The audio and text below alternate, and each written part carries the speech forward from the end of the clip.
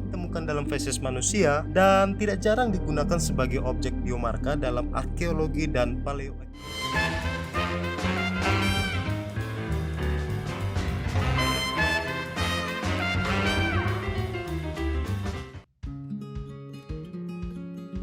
Hai, Chemster Lab di sini, dan ini adalah kuliah online kimia organik dengan materi diastereomer. Yang sebenarnya video ini adalah sambungan dari video sebelumnya mengenai enantiomer. Jika kamu belum melihat video sebelumnya dan supaya jangan bingung, maka sebaiknya kamu klik link yang di atas ini atau link yang sudah Chemster taruh di kolom deskripsi. Di video ini kamu akan benar-benar mengenal diastereomer yang sebenarnya tidak sulit untuk dipahami. Bahkan di video ini kamu akan sedikit kaget dan mungkin merasa lucu dengan beberapa fakta. Namun sebelum kita lanjut ke kuliahnya, luangkanlah waktu sejenak teman-teman sekalian untuk sedikit membantu Chemster Lab agar dapat berkembang dengan cara subscribe, dan jangan lupa tekan tombol lonceng agar kamu selalu update informasi terbaru dari Chemster Lab.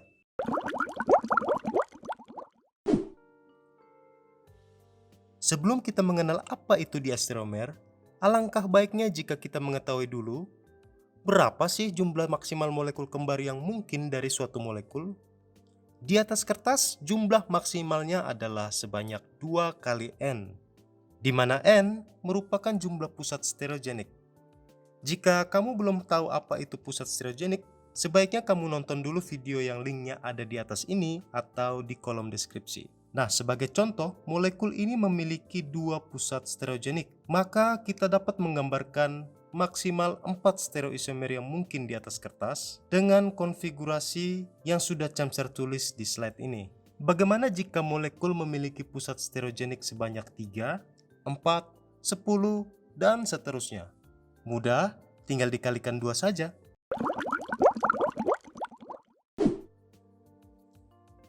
Masih dengan 4 stereoisomer yang sudah kita gambarkan tadi, dan Chemster memberikan kode ABCD ke setiap stereoisomer ini. Sekarang mari kita lihat hubungan di antara mereka. Hubungan antara A dengan B merupakan suatu enantiomer. Benar? Iya, karena mereka merupakan bayangan cermin satu sama lain. Begitu pula dengan hubungan C dan D, mereka merupakan enantiomer. Pertanyaannya adalah, bagaimana hubungan antara AC, AD, BC, dan BD? Apakah mereka merupakan bayangan cermin? Kamu bisa pause video ini sejenak untuk menyelidikinya. Iya, mereka bukanlah bayangan cermin satu sama lain, tetapi mereka tetaplah molekul yang berbeda. Inilah yang disebut dengan diastereomer.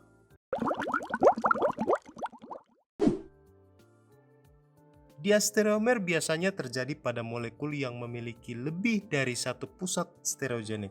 Namun karena saking banyaknya pusat stereogenik, tetapi hanya satu yang berbeda, maka untuk menyederhanakannya, stereoisomer ini disebut dengan epimer.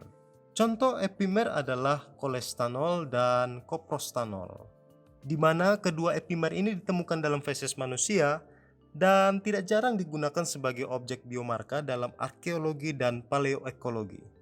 Jadi senyawa ini digunakan sebagai tanda kehadiran manusia di suatu tempat.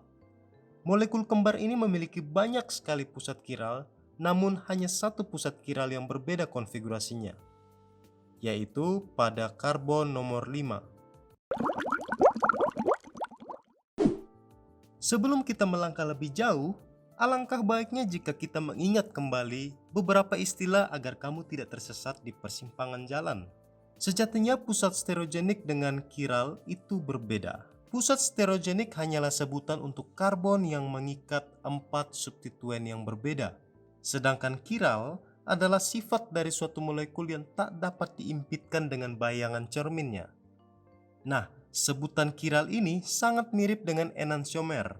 Dua-duanya memiliki definisi yang sama yang menyatakan molekul yang tak dapat diimpitkan dengan bayangan cerminnya.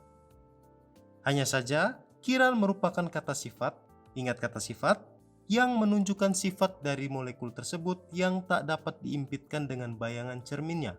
Sedangkan enantiomer merupakan kata benda yang lebih difokuskan untuk menyebut molekul kembar yang memiliki sifat kiral.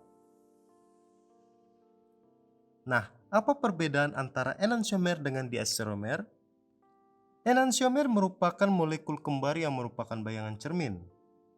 Sedangkan diastereomer adalah molekul kembar yang bukan bayangan cermin. Simple bukan?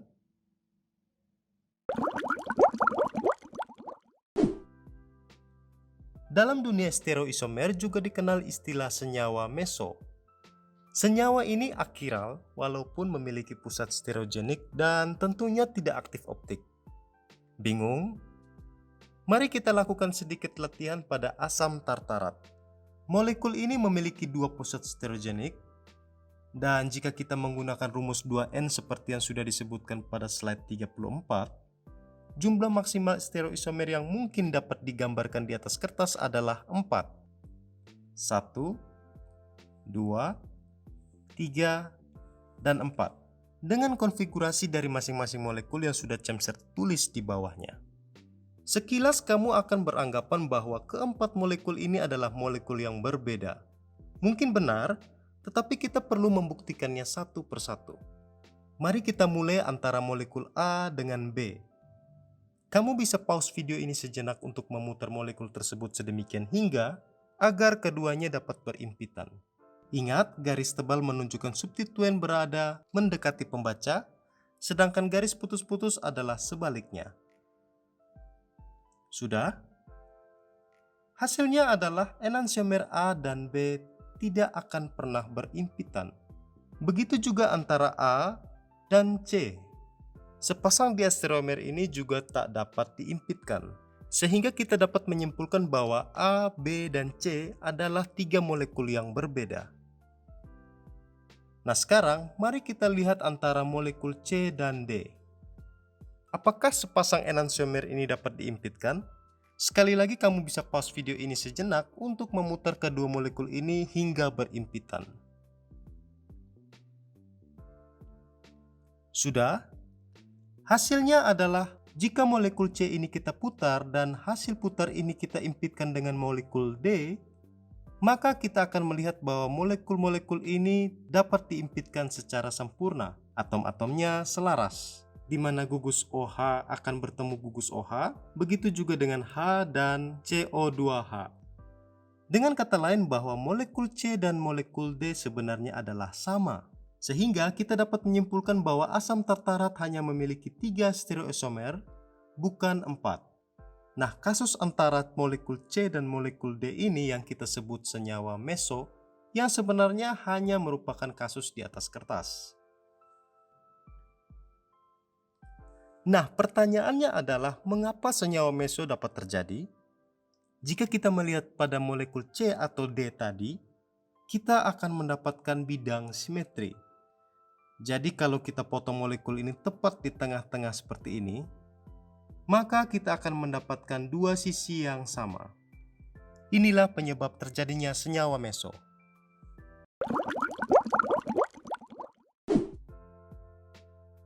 Nah, bagaimana cara membedakan diastereomer satu dengan yang lainnya? Sama seperti enantiomer, untuk membedakan diastereomer digunakan konfigurasi RS, di mana R artinya memutar ke kanan, sedangkan S artinya memutar ke kiri. Di video ini, Cemser tidak lagi menjelaskan bagaimana cara menentukan R atau S, karena Cemser sudah menjelaskan pada video dengan judul Enantiomer Stereokimia 2 yang linknya ada di atas atau di kolom deskripsi. Intinya pada diastereomer, kamu akan mendapatkan lebih dari satu konfigurasi karena pusat stereogeniknya lebih dari satu.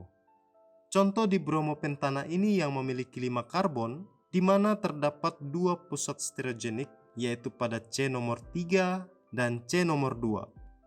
Pada C3 dengan urutan prioritas, kamu akan mendapatkan arah putaran menyerupai setir mobil ke kanan, sedangkan pada C2 kamu akan mendapatkan arah putaran menyerupai setir mobil ke kiri.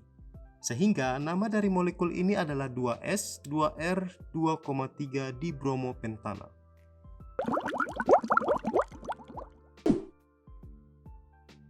Yang menarik dari suatu diastereomer adalah sifat fisiknya berbeda dengan enantiomer. Sebagai contoh, senyawa meso dari asam tartarat ini memiliki titik leleh yang lebih rendah dibanding enantiomer. Nah, inilah yang memudahkan diastereomer dapat dipisahkan dari molekul-molekul kembarnya dengan mudah.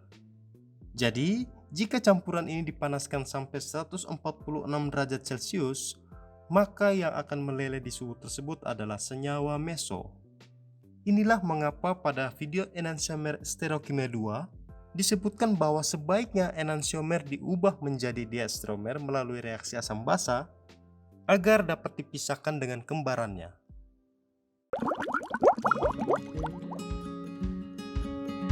Baik, itulah tadi kuliah kita kali ini. Terima kasih sudah menonton video ini sampai akhir. Dan akhirnya kamu sudah mengenal apa itu diastereomer, epimer, senyawa meso, sampai pada sifat fisiknya. Jika video ini berguna bagi kamu, jangan lupa dukung Chamster Lab untuk berkembang dengan cara subscribe channel ini dan juga share ke teman-teman kamu yang membutuhkan. Akhir kata, salam dari Chamster Lab.